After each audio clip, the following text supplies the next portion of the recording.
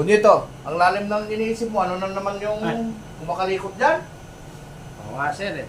Naalala ko yung dati kong trabaho sir. Dati mong trabaho? Bakit? Ano bang meron sa dati mong trabaho? Yung trabaho ko sir, maganda.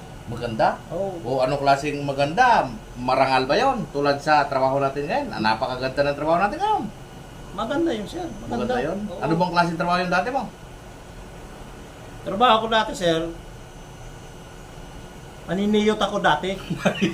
Bastos mo! Anong maniniyot? Ah, hindi nung bastos yung sir. Ano ba yung trabaho na yun? Yung trabaho na, yung Kodak. Kodak? Yung gumagawa ng Kodak? Oo, gumagawa ng Kodak. Photographer? Uy, Yun! maniniyot kang maniniyot. Photographer dapat? Ay, yun ang alam ko sir, sa English, maniniyot yun eh.